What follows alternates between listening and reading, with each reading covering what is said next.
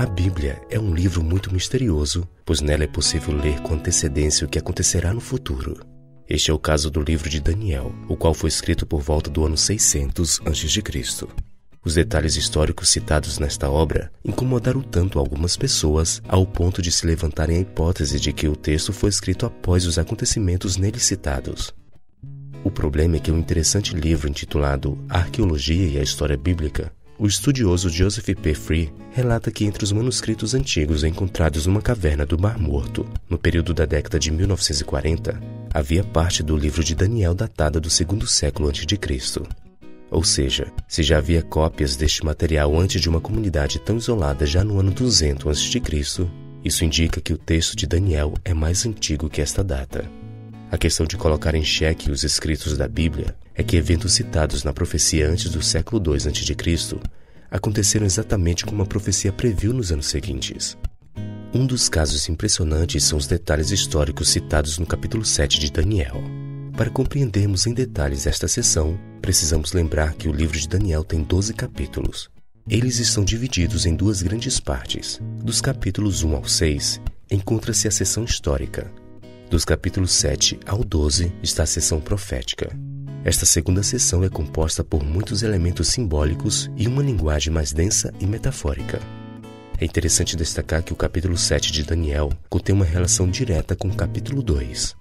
Na verdade, é a mesma mensagem de sucessão de reinos, porém contada com símbolos diferentes de uma nova perspectiva. No capítulo 2, Daniel apresenta os reinos através de metais que compõem uma grande estátua. No capítulo 7, Daniel apresenta os reinos por meio da figura de 4 animais. Nos versos iniciais lemos: Falou Daniel e disse: Eu estava olhando durante a minha visão da noite, e eis que os 4 ventos do céu agitaram um mar grande. 4 animais grandes diferentes uns dos outros subiam do mar. Os animais de Daniel 7 estão conectados com os metais da estátua de Daniel 2. Babilônia, que foi representada no capítulo 2 pela cabeça de ouro da imagem, aparece em Daniel 7 como um leão com asas de águia. O Império Medo-Persa, que antes foi representado pelo peito de prata, surge no capítulo 7 como um urso. Um detalhe é que ele tem 3 costelas na boca, as quais podem ser uma referência a Babilônia, Lídia e Egito, que foram castigados e oprimidos pelos persas. A Grécia é apresentada no capítulo 2 como os quadris de bronze, e agora no capítulo 7 surge como a imagem de um leopardo com 4 asas. Muitos intérpretes entendem que nada na história do mundo pode ser comparado à velocidade com que Alexandre o Grande, principal general grego, vencia as nações. Com apenas 30.000 homens, Alexandre atacou Dario com 600.000. Como um leopardo ataca um leão ou um urso, a Grécia conquistou a Pérsia.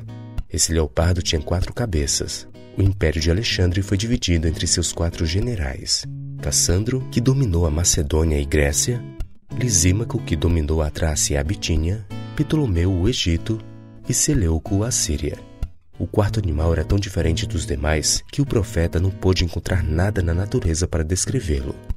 Sua descrição, terrível, espantosa, muito forte e que fazia em pedaço outras nações, pisando-as aos pés, é uma descrição realista de Roma. Agora, depois desta explicação histórica, cabe aqui um detalhe surpreendente. O Império Grego governou de 331 a 168 a.C. O Império Romano durou de 168 a.C. a 476 d.C. Porém, vale lembrar que o livro de Daniel foi escrito por volta do ano 600 a.C. Ou seja, esses eventos foram previstos por Daniel vários séculos antes de acontecerem. Sim, a Bíblia é um mapa do futuro. Ela mostra que a história humana não pega Deus de surpresa. Ele está no controle de tudo e nada acontece sem sua permissão. Porém, a parte final de Daniel 7 nos deixou uma mensagem de esperança. No verso 14, lemos a respeito do último reino. Foi-lhe dado domínio e glória e o reino para que os povos, nações e homens de todas as línguas o servissem. O seu domínio é domínio eterno, que não passará, e o seu reino jamais será destruído. A mensagem profética é clara. Os reinos e as glórias deste mundo passarão, e o único império que será eterno é o de Jesus Cristo, o Rei dos Reis e Senhor dos Senhores.